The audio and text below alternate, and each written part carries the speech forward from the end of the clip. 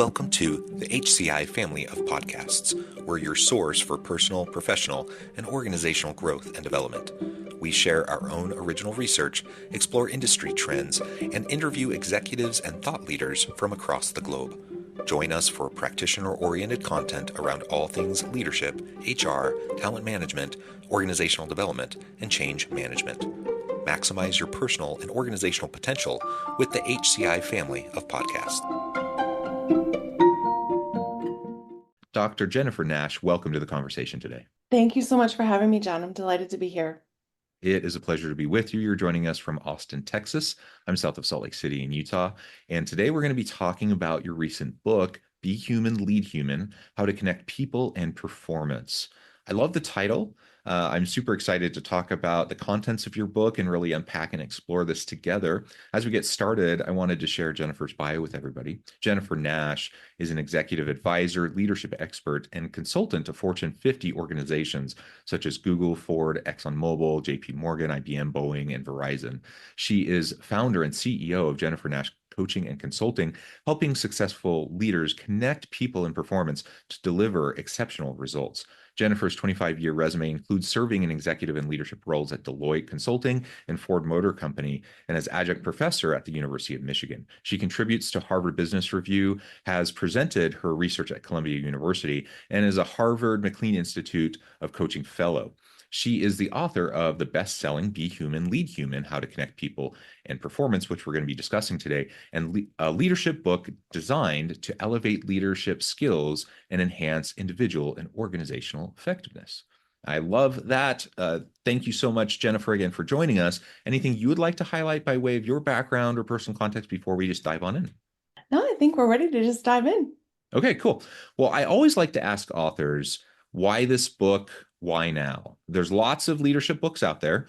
There's tons of leadership books out there. So what was it that compelled you to write this book at this time? Books are a labor of love. You know, it's a lot of hard work.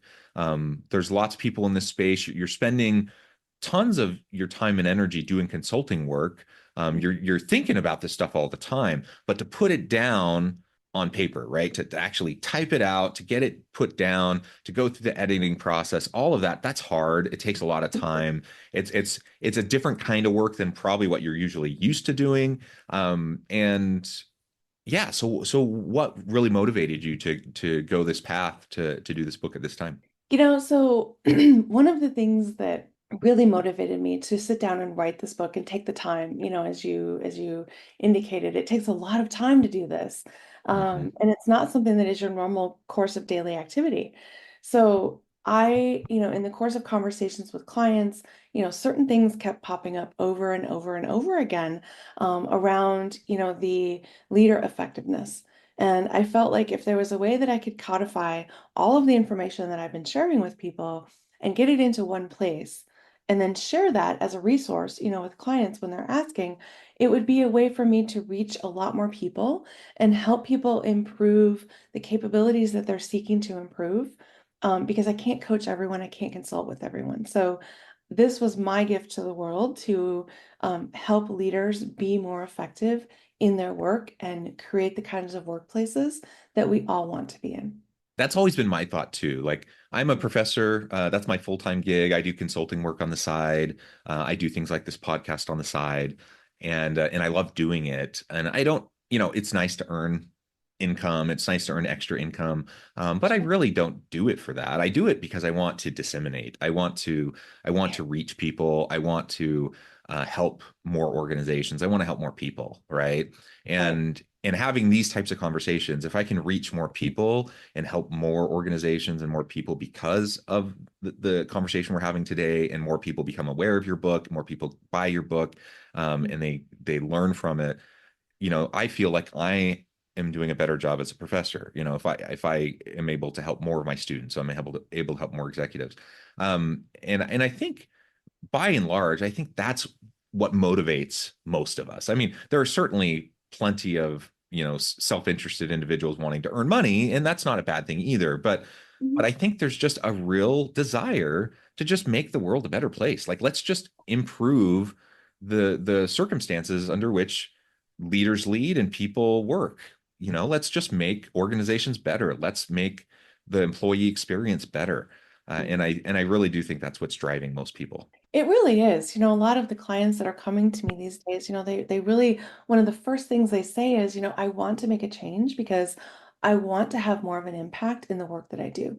And I want that impact to make the world a better place. And when we look at what's happening right now with, companies and leadership essentially really wanting to go back to status quo, right? Before COVID, when things Hmm. were all sort of um, in a predictable format where we didn't have, unexpected things happening like a pandemic, um, Yeah. you see that, there is a need for this because we're not going back to status quo. There will never be that status quo again. We have a new status quo now, and organizations that are ahead of that curve and willing to change and evolve will be the ones that win the talent war. And that talent war is fierce. And it's fascinating to me. Like, it's not surprising, I suppose, because people like what is comfortable, people like what they're familiar with. And so the fact that many leaders are trying to revert back to like what things were like pre-pandemic shouldn't necessarily be a surprise. But it is fascinating to me that we learned so much during the pandemic. We Mm, learned so much about the value of the flexibility. We learned so much about what people were capable of. yeah. And now we're just going back. Why are we just going back? Why can't we just learn from that, pivot, like move forward? Yeah. Because we gained so much momentum. we you Yeah. know we we we talk about the future of work, and so many people, I think, aptly observe, like, we launched ourselves forward, you know, into the future of work more Yeah. rapidly. Why take steps backwards? Like, that just blows my mind, especially in ways that are going to hurt people. Why would we do that? But again, human nature, we like what we know, we like what we're comfortable with. So it does make sense. But yeah, it is a bit of a head scratcher. Yeah, I would think I would offer that there's a couple reasons why, we want to go back to that status quo. I think one, first and foremost, people are uncomfortable with change, right? And Yeah. we know from systems that when there is some kind of outlier or something different that happens, the system ejects the outlier. And it's a Yeah. little bit of the same thing with people, right? When they have something that happens that is out of the norm, we want to default back to that status quo as quickly as possible to feel like things are back, in equilibrium. I think Hmm. that's one reason. I think the second reason is around when you have a system that is set up like we have with, prior command and control, where we've been teaching leadership the same way pretty much for over 100 years, not a whole lot has changed. And leaders, as soon as COVID hit and they had to lead in a different way, they looked in the toolbox and said, oh my gosh, there aren't really that many tools in here to lead people. So what am I going to do? So that was also, I think, a second reason why there's this desire to go back to the status quo. And then I think the third reason has to do with financial implications. So organizations invested a lot of money into these, buildings and, different resources that they have for their companies. And if those are sitting empty, they're not realizing any kind of return on that investment. So that, I think, is another reason why there's this insistence on, let's go back to status quo. Let's have everyone come back to the office 5 days a week, right? Like we're seeing with some of the tech companies now, creating these mandates for organizations. And I just saw someone recently who said, oh, there's all these rage applications happening on LinkedIn right now because people are very upset that they're being asked to, go in 5 days a week when during COVID they were trusted to work from home. And maybe that was just by default. Yeah, and I mean, I think you're absolutely right. I think those are the reasons why we're seeing back to office mandates and why things are reverting back to pre-COVID kind of status quo. I just think those are mostly stupid reasons, but they're understandable. Like, again, human nature, we resist change. We like what we know, we like what we're comfortable with, and what we're Mhm. comfortable with is command and control. What we're not comfortable with, especially kind of older generations of leaders, is remote work, hybrid work. How do you manage people when you're not like wandering around the office checking in on people Yeah. when they're sitting there, right? And so Yeah. I get it, but times are changing, so like we do have to Yeah. figure out how to lead in a remote world. I also like when I hear you're not advocating for it, but when I hear that argument of we have all this money in these buildings and so we better bring people back, that is the Yeah. dumbest argument. That sunk cost fallacy is like the dumbest thing. Like, okay, so you have that expense, figure out what to do with it, maybe get out of that lease as soon as you can, but that's not a reason to like Mm. force everyone to come back and then lose good people because they don't want to have the restrictions on their flexibility. Anyways, that's a pet peeve Yeah. of mine, but Yeah. you're right. That's definitely a reason why people are giving Yeah. for forcing people to come back. Well, it's so interesting too, right? Because now we have people saying, oh, well, you've got to be back in the office 5 days a week. And some people are saying, well, maybe that's actually a disguised riff, right? Maybe we do want to have attrition. Maybe we do want to let go of a lot of people. We don't want to have the negative backlash of announcing that we're going to let people go. So we'll just call people back 5 days a week. And then those who opt out of that, we have natural attrition. So there's that dimension of what's happening right now as well. And I don't condone any of these things, by the way. I think it's fascinating to watch what's happening and how it's happening. And we may have another great recession of 2024 on our hands shortly. Yeah, absolutely. It's all fascinating. So, as we're observers looking at all of this, it's just Yeah. it's such, as a social science researcher and as an Yeah. organization's researcher, and professor, I look at this just as a researcher and I'm like, oh, this is so interesting. As a consultant, I'm like, oh, come on. Like, can we not shoot ourselves in the foot? Um, so I also have that hat Exactly. on. Okay, so let's talk a little bit more about your book, though. You talk about how leadership is evolving. We've kind of alluded to this a little bit, Yeah. right? Because the nature of work is shifting. We're moving into the future of work that looks different. Yeah. Command control was the name of the game in the past, but we've seen dramatic shifts over the last 50 plus years. We're in a knowledge economy largely. I mean, there's still factories and there's still agriculture and there's still people doing those jobs, but even those jobs look dramatically different today than they were, 50 years ago. And so it's just an entirely different type of an economy with entirely different types of jobs. What it means to lead in this kind of an economy, in this Mhm. workforce, is just so different. And Yeah. yet we tend to hold on like with a iron grip to the old models. So Yeah. in your mind, the title of your book, Be Human, Lead Human, what do you see as this new leadership evolution? Like what does the new form of leadership look like as we move into the future of work? Yeah, so as we're thinking about the future of work, the role of a leader, as we're mentioning, it has actually evolved, right? We were back in that command and control space. We were there for a very long time. Yeah. And the role of a leader is now really shifting to someone who can be a coach and a facilitator and help their people understand how all of these drastic, massive changes that are occurring are impacting their role, are impacting their department, are impacting the organization, and what that means for them on a daily basis. And so this idea of leader as coach, right? Of how you help people um, be at perform at the highest level they can possibly perform and deliver the work that they need to deliver as a team and collaborate to do so is part of what that means to be leading as coach.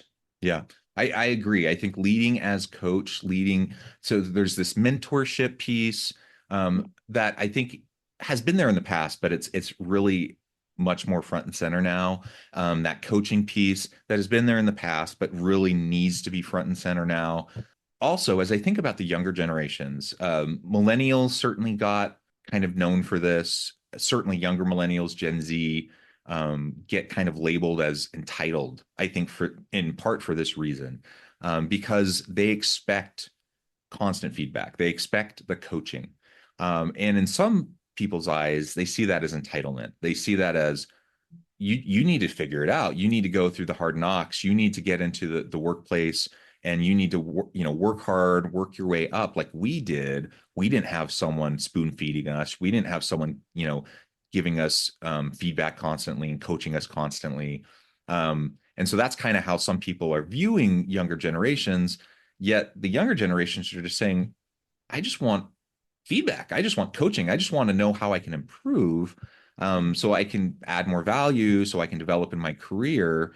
And Right. and and honestly, like partly, I figure like people like me are to blame because that's what I'm teaching them at the university. I'm teaching, like when I teach them like what good leadership is, I'm Yeah, teaching them it's people who are mentors and coaches and are providing regular feedback, So exactly. they go out into the workforce expecting that, and then they don't get it. And then they're unhappy, or Yeah. they feel like they're not having opportunities for advancement or opportunities to get the kind of support that they feel like they deserve in the workplace, and then they get labeled as entitled or whatever. And so it's this weird divide, that we see it, at least in part generationally, but it's in part just a completely different set of expectations, that Mhm. we see between people that kind of had a different way of viewing work in the past versus today. But I agree. I think that coaching piece, I don't see it as entitled. I just see that as good leadership. Like I think good leaders coach, good leaders provide feedback, good leaders are providing development opportunities for their people. Mhm. Um, and I don't think that's coddling. I don't think that's anything like that. I think that's just being a good leader. If my Yeah. number one job as a leader is to help develop my people, um, it's to help 1000%. it's to help build my bench strength. And Yeah. yeah. So I mean, if I'm not, I need to make sure things run. I need to make sure that I'm dealing with issues as they arise. I need to do those things too. But really, my number one job is to make sure that I'm developing my people so they can do their jobs, because I'm not the expert in all of their areas. I'm just helping facilitate them doing their jobs and helping them develop and grow. Right. Right. Exactly. Exactly. And there's such this notion that, the leader has to have all the answers, right? And Yeah. Which is impossible. it's impossible these days because things are so complex and things are so dynamic. That's not realistic. We also know, like from research, that from the time someone is appointed as a leader of people to the time they actually get leader development training is about 15 years. So when they're coming into this role and all of a sudden they're expected to lead people and they have tools in their toolkit that are supposed to be leading projects and tasks, that doesn't work well, right? We've got human beings as opposed to inanimate things. So developing that coaching skill set is critical. And that is part of what is intended by my book to help Mm. leaders and anyone for that matter develop their communication skills, develop their collaboration skills, develop their ability to build relationships and adopt a coaching mindset. Um, so often I think there's a misconception that when you coach someone, you're actually telling them what to do. Well, Right. it's not that because that is Yeah. actually consulting, right? You're giving them recommendations or advisory guidance on what they should do. But coaching is more of it helps people elicit what is inside them and helps them realize how to go about doing something. So, yeah, there is an element of you may have to struggle through this a little bit. I will be there to help guide you on the side, right? But I'm not going to be telling you what to do. Yeah. Well, and I think about it, I'm at the university, I'm a department chair. So, I lead a department of 18 full-time faculty, about another 30 part-time faculty. But Mhm. academic leadership's different than like corporate leadership. There's a lot of autonomy, a lot of flexibility, right? And so Yeah. really what I think is more applicable is like when I'm teaching a class, I teach like an organizational leadership, organizational development and change management class, and we do these consulting projects. So we'll form teams. I'll have like 4 or 5 teams of 4 to 5 students each doing consulting projects with organizations. And each of them are like essentially self-managed teams where I'm the coach and mentor as the faculty member. Mhm. We go through the curriculum, and while we're learning about OD and change, they're actually doing a project in real time, applying what they're learning, right? And I have to scaffold it. I have to make sure that they feel supported and they can kind of apply what they're learning, because they're novices and they're figuring it Mhm. out as they go. Um, and that makes students super uncomfortable, right? They want to know exactly what they need to do. They Yep. want like to be spoon fed. They want to like really know each exact step. And I'm like, that's not how it works. That's not how it works in the real world. I do provide scaffolding, I do provide support, but I also am nudging them. Like you said, coaching is not giving them all the answers. Coaching is supporting them as they work it out, right? Mhm. And so that's something that I experience with my students every semester, as I'm helping them. And I imagine that this is not my experience because I'm not in the corporate world full time, but I imagine it's not that different than what a manager would be dealing with if they were hiring a bunch of new college grads trying Right. to help them, in their first job. Um, and so in that experience, is it challenging? Can it be challenging to coach? Yeah, it can be, but it's Oh, also incredibly rewarding, yeah. and they're also super capable. It just takes some Yeah. patience. But they learn and they grow, and they come such a long way over the course of 4 months of a semester. Like, it is Mhm. amazing to see the arc of their development and their learning during Yeah. that time, which is so Yeah. rewarding, and it's rewarding for them. So when they have someone who's there to support them, not coddle them, not spoon feed them, but like be there to scaffold and support and to coach, like you were Mhm. talking about, it's amazing what they can accomplish, right? And Mhm. that's what a good leader in a corporate setting can do, Yeah. if they're willing to commit. And I'm not spending like endless hours doing this. By the way, I have other stuff I'm doing. Like, I have other responsibilities. I can't spend 40 hours a week helping students in this one class. Um, so I have to manage my time well. I'm not spending endless hours doing that. Obviously, a manager in an organization can't spend endless time coaching their people either. You can, but you can't. I guess my point is, you can do it though. Like, you can commit to coaching your people. You can Mhm. make sure that you're devoting enough time to do it well, Mhm. and you can find great results from it. And people will perform at a high level. They'll Yeah. be super satisfied and happy about it Mhm. because they're developing and growing, which means they're going to have future opportunities. Mhm. They're going to be energized because they're going to see what they're learning and how they're developing, and it's Mhm. a win-win for everybody because there's increased high levels of performance. Yeah, absolutely. And a great, a case study around that is one that I include in the book. I tell the story of how, when I was working at Ford Motor Company, we use these human leadership, as I talk about in the book, principles and practices to help the organization move forward. Right. And for people who are listening who are thinking, oh, this seems really, woo-woo, or this seems like, oh, it's too soft or it's too fuzzy, it's not going to work.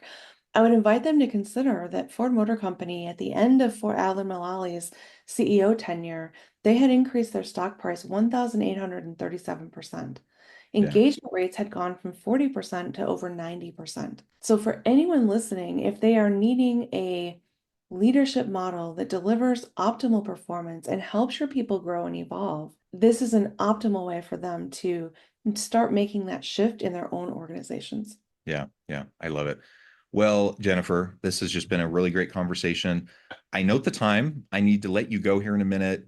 We could talk for hours, I think, but we will need to probably end it here. Before we end, I wanted to give you a chance to share with the audience how they can connect with you, find out more about your work, where they can find your book, and then give us the final word on the topic for today. Sure. So people can connect with me at my website. It's drjennifernash.com. That's drjennifernash.com. There I have the book. They can find more information about that. I have a complimentary assessment that they can take to help them identify where do they fall on that human leader continuum. In other words, where are they from a command and control perspective versus a coach and facilitator perspective. And I also have a new class out called the Humans Masterclass, which they can sign up for and learn how to improve their collaboration, communication, and connection skills. I really appreciate the time. I encourage the audience to reach out, to get connected, find out more about what Jennifer can do for you, check out the book. And as always, I hope everyone can stay healthy and safe, that you can find meaning and purpose at work each and every day. And I hope you all have a great week.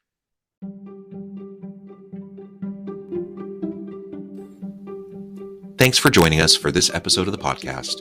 We hope you stay healthy and safe, and please join us again soon.